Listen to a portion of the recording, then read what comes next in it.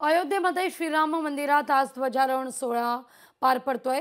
पंतप्रधान नरेंद्र मोदी यांच्या उपस्थितीत हे ध्वजारोहण पार पडेल। मी माझ्या पीसीआर टीमला विनंती करते की त्यांनी थेट अयोध्येतली दृश्य आपल्यापर्यंत पोहोचवावीत। ही थेट दृश्य, एक्सक्लुझिव्ह दृश्य, पंतप्रधान नरेंद्र मोदी यांचा ताफा अयोध्येमध्ये दाखल झालेला आहे। पंतप्रधान नरेंद्र मोदी अयोध्येत दाखल झाल्याची ही थेट दृश्य आपण या क्षणी पाहतोय। अयोध्येतल्या श्रीराम मंदिरात आज ध्वजारोहण होत आहे। दुपारी 12 ते 12:15 दरम्यान ध्वजारोहण होणार आहे। आजचा मुहूर्त देखील फार महत्त्वाचा आहे। मार्गशीर्ष महिन्यातील पंचमी आणि याच दिवशी असं म्हटलं जातं, अशी एक आख्यायिका आहे। प्रभू श्रीराम आणि सीतामाई विवाह बंधनात अडकले गेले। इतकंच नाही तर शिखांचे धर्मगुरू तेग बहादूर सिंग यांनी आज त्यांची पुण्यतिथी आणि खरं तर अयोध्येमध्ये त्यांनी जवळपास 48 दिवस तपही केलेलं होतं, अशी देखील एक धारणा आहे। आणि आजच्याच दिवशी या राम मंदिरावर हा ध्वज फडकणं याला एक विशेष महत्त्व मानलं जात आहे। अयोध्येमध्ये पंतप्रधान नरेंद्र मोदी दाखल झाल्याची ही थेट दृश्य आपण पाहतोय। दुतर्फा असलेली गर्दी आणि प्रत्येकाचंच अभिवादन स्वीकारत मोदींचा हा ताफा अयोध्येतल्या मुख्य रस्त्यातून मार्गक्रमण करताना दिसतोय। पुढच्या काही तासात या ठिकाणी मुख्य सोहळ्याला सुरुवात होईल। हा ध्वज कसा असणार आहे, या ध्वजाची काय वैशिष्ट्ये आहेत ते देखील आपण पाहूया। मी पीसीआर टीमला विनंती करते की त्यांनी ध्वजाची वैशिष्ट्य दाखवावीत। कसा हा ध्वज असणार आहे, काय आहे या ध्वजाचं वैशिष्ट्य ते देखील आपण पाहूया। तब्बल 11 किलो वजनाचा भव्य रंगाचा हा ध्वज आहे।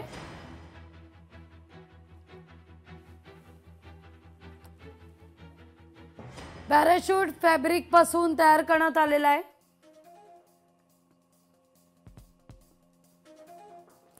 झेंड्यावर सूर्य, ओम आणि कोविदार वृक्षाचं चिन्ह आहे।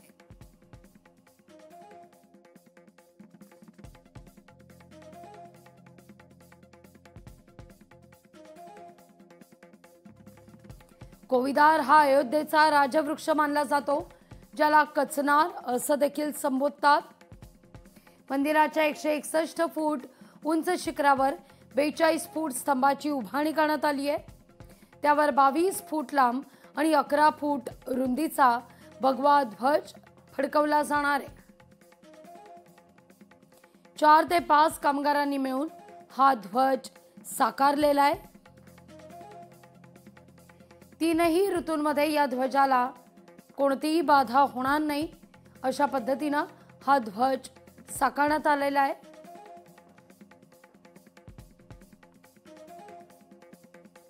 रेशमी वस्त्रानं या ध्वजाची निर्मिती आहे।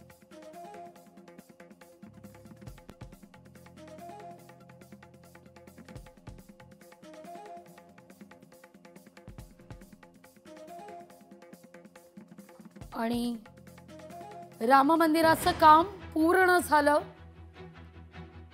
हे सांगणारा हा ध्वज आहे।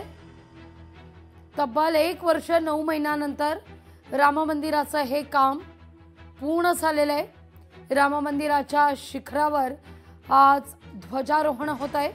पंतप्रधान नरेंद्र मोदी याकरता अयोध्येमध्ये दाखल झाल्याची ही दृश्य आपण या क्षणी पाहतोय। मोठ्या प्रमाणावर गर्दी। याखेरीज माता अन्नपूर्णा मंदिराला देखील पंतप्रधान भेट देती। आज नहीं कर जाना है, बत्तियां को गले लगाना है और अहंकार जलाना है। अपने राम लला के खातिर इतना पूजा ना कर पाओगे। शबरी का जूता खाओगे तो पुरुषोत्तम कहलाओगे। काम क्रोध के भीतर रहकर तुमको शीतल बनना हो। उद्यम जिसकी छाँव में तेज पीपल बनना होगा सब कुछ प्यारे, वो भी शून्य में रहकर प्यार। तब तुमको पता चलेगा कितने अद्भुत राम हमारे। ये खुशी जो एक तो देखती है आंखें, एक देखती है हृदय। जो हृदय की खुशी होती है ना, वो बयां नहीं होती। तो प्रभु की जो हमारे पे कृपा है और प्रभु ने इतना हमें सौभाग्य दिया है, उससे बड़ा कोई संसर्ग नहीं हो सकता। ऐसी अनुभूति मतलब आत्मा गदगद है। हम 3 मूर्तिकारों में से एक जिन्होंने रामलला की मूर्ति बनाई, हमने श्वेत बनाए थे। और अभी हमने जो राम दरबार बनाए हैं, जब आप में ऊपर जाएंगे फर्स्ट फ्लोर पे, जो सीताराम है, जो हनुमान जी दास रूप में है, भरत जी आगे हैं, लक्ष्मण जी पीछे खड़े हैं और सीता जी के पीछे शत्रुघ्न जी खड़े हैं। तो राम दरबार हमने बनाए हैं, जो पांडे मूर्ति भंडार जयपुर से है।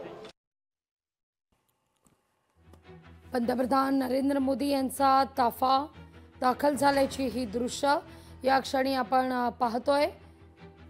या ध्वजासंदर्भात पुरोहितांनी देखील प्रतिक्रिया दिलेली आहे, ती देखील आपण पाहणार आहोत।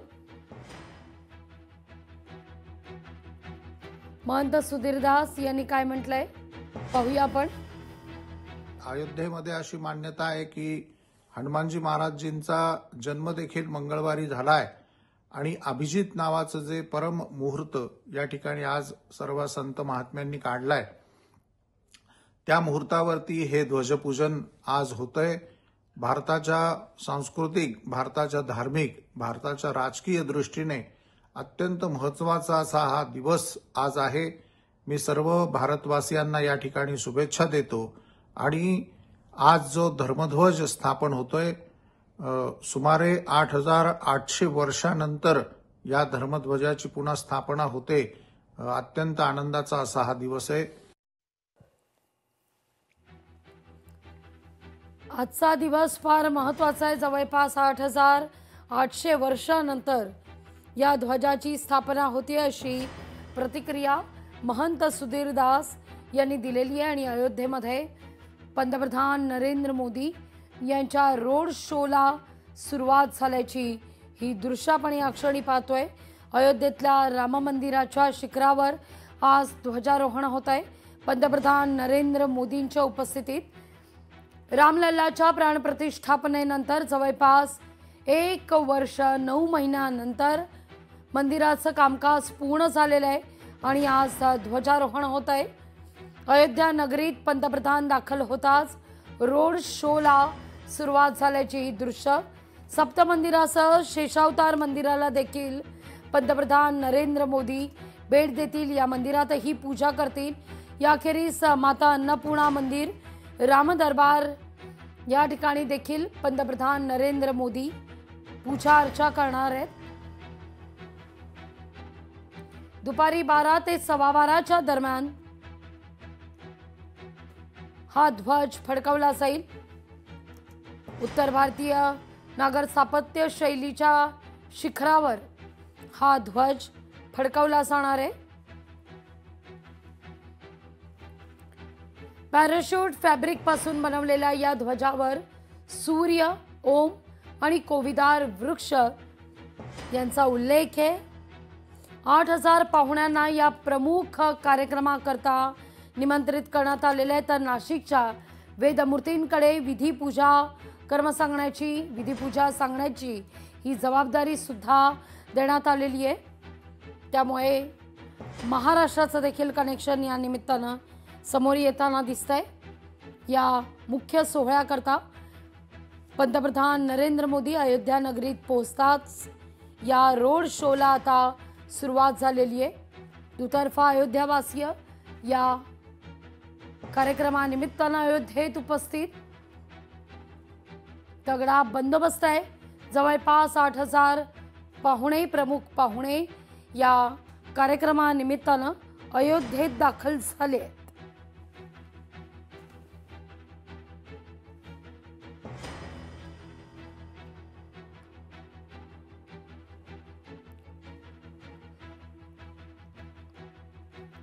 अयोध्या नगरी श्रीराम मंदिरावर दिमाखात हा ध्वज फडकावला जाणार आहे. या सगळ्यावर नजर आपली कायम असेल. या सगळ्या संदर्भात क्षणाक्षणाचा अपडेट आपण सातत्यानं देत राहणार आहोत. पण या दृश्याचा घेतो अगदी छोटासा ब्रेक, लगेचच परत येतो. लोकशाही मराठी ऐका, पहा, जागरूक रहा.